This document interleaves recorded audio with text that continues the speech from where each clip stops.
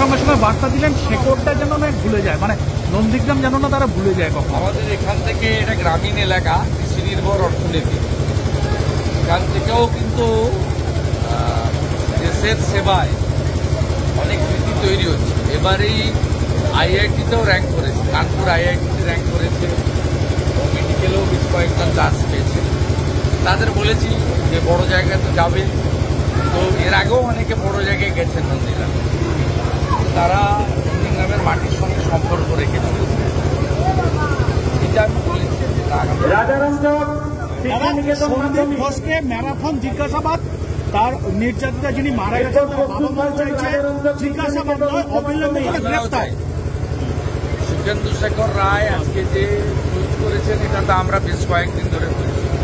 সন্দীপ শিক্ষানিকেতন উচ্চ মাধ্যমিক শেখ মেহবুব আলম, কবিতা বেরা, বিপাশা দাস, অনেক পুজো কমিটি দুর্গাপুজোর 85,000 টাকা নেবে না বলে ইতিমধ্যে বলেছেন কলকাতা এবং জেলা। কি বলছেন? তাদের সঠিক সিদ্ধান্ত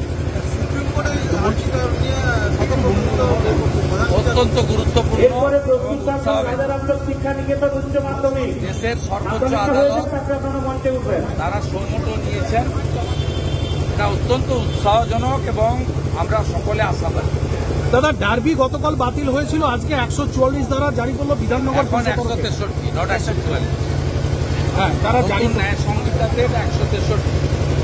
এটা অত্যন্ত লজ্জাজনক যে এই রাজ্যের সরকার তারা আইন শৃঙ্খলা রক্ষা করতে তো পারছেই না, অন্যদিকে একটা খেলা যেখানে কোনো রাজনীতির সম্পর্ক নেই সেটা আয়োজন করতে ব্যর্থ।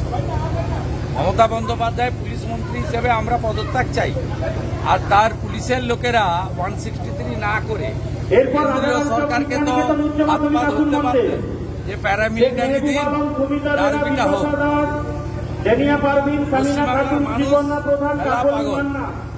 বিশেষ করে ফুটবল, তাদের সেন্টিমেন্টে, তাদের উৎসাহে আঘাত দেওয়া হয়েছে। আবার প্রতিবাদ যারা করতে গেছেন, আমি দেখছিলাম ইস্ট বেঙ্গল। দাদা, প্রতিবাদ করলেই কি ক্ষোভ? সেখানে শাসক দলের সাংসদ বা চিকিৎসক কাউকেই ছাড় দেওয়া হচ্ছে না। সুখেন্দু শেখর রায়কে যেরকম ভাবে ডাকা হচ্ছে, ভুক্তভোগী 50-এর কাছাকাছি মামলা করেছে। মহামান্য উচ্চতর আদালত এটাই সরকারের একমাত্র। এই সরকারের সঙ্গে মানুষ নেই, পুলিশ দিয়ে করছে। দাদা, যুব ভারতী জুড়ে আজকে তুলকালাম কাণ্ড চলছে, পুলিশ অ্যারেস্ট করছে, লাঠি চার্জ করছে মোহনবাগান ইস্ট বেঙ্গল সমর্থকদের উপরে। কি বলবেন? যারা ভোট দিয়ে এই সরকারকে এনেছিলেন তারাই বুঝুন, সময় এসেছে শিকড় থেকে উপড়ে ফেলার। সময় এসেছে পতাকা দূরে সরিয়ে রেখে নবান্ন চলো এবং পদত্যাগ করতে বাধ্য করানো। এ পদত্যাগ করবে না, পদত্যাগ করাতে হবে। ডাক দিন, যে কেউ ডাক দিন, আমি আছি, অ্যাজ এ সিটিজেন আছি। দাদা, তৃণমূলের আজকে একটা প্রতিনিধি দল গোকুলনগরে নির্যাতিতার সঙ্গে দেখা করলেন এবং গতকালই আমি নির্যাতিতার স্বামী তার সঙ্গে টেলিফোনে কথা বলেছি। এটা প্রথমত বলেনি নিন্দনীয়, দ্বিতীয়ত বলেনি এটা পারিবারিক, এর সঙ্গে রাজনীতির কোনো সম্পর্ক নেই। তৃতীয়ত বলেনি ভিডিওতে যাদের দেখা গেছে পুলিশ তাদের ধরেছে এবং ধরা উচিত। ইতিমধ্যে 5 জনকে ধরেছে, আমাদের কোনো আপত্তি নেই।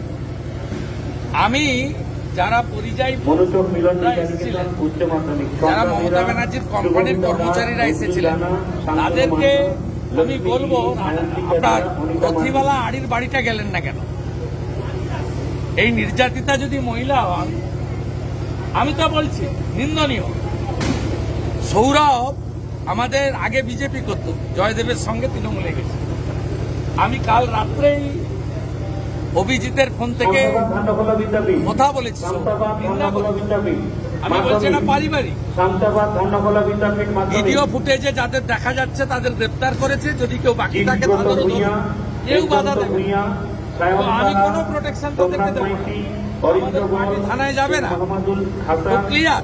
কিন্তু আমি এই পরিযায়ী কর্মচারীদের বলবো, সৌমি রাউত, যে 60 বছরের মারিয়াম খাতুন, রথিবালা আতিকা আড়ি সুলতানা, শিডিউল কাস্ট মা, দীপিকা রাউত, তাকে যখন ভোটের দুদিন আগে লোকসভা ধান্যকলা মাথা বিশ্বাসের থেতলে মাধ্যমে খুন করা হয় মনসা বাজারে, ওই বাড়িটাও ঘুরে আসতে পারতেন তো, তাহলে তো বুঝতাম প্রস্তুত থাকবেন। যে আপনারা মানব ধর্ম করতে এসছেন, রাজনীতি করতে আসেন। ধান্যকলা বিশ্বাসের দাদা আরজি কর নিয়ে দৃষ্টি ঘোরানোর জন্য কি নন্দীগ্রামের প্রতিনিধি দল? মাধ্যমিকের না না, ওটা খুব বড় ব্যাপার। ভূঁইয়া, পিয়ালি আরজি কর ডাক্তার বোন, রানা, তার সরকারি ধর্ষণ খুন, ওটা অনেক বড় ব্যাপার, এটা পৃথিবীর ইস্যু, ছাত্রছাত্রী আছে। সামাজিক ব্যাধি। ভূঁইয়া, পিয়ালি কামিলা, তার সঙ্গে কোনো মঞ্জুরা। বিষয়কে তুলনা করলে চলবে না। আমি এই বিষয় ক্লিয়ার করেছি, আমি ওর বাড়ির সঙ্গে কথা বলেছি, আমি নিন্দা করেছি, পারিবারিক বিরোধ বলেছি, যাদের ছবিতে দেখা গেছে গ্রেপ্তার হয়েছে 5 জন, আরো যদি কেউ তাকে ফটো দেখে গ্রেপ্তার করুন, কোনো আপত্তি নেই, আমাদের কেউ যাবে না, কোনো সাপোর্ট করব না, পরিষ্কার কথা। আমার স্ট্যান্ড খুব ক্লিয়ার। নন্দীগ্রামে আমি ভোটে জিতি একটা দল থেকে, মানব ধর্ম করি সারা বছর। মমতা ব্যানার্জিকে যারা ভোট দিয়েছেন তারাও আমার নাগরিক, আমি এই নীতিতে বিশ্বাস করি।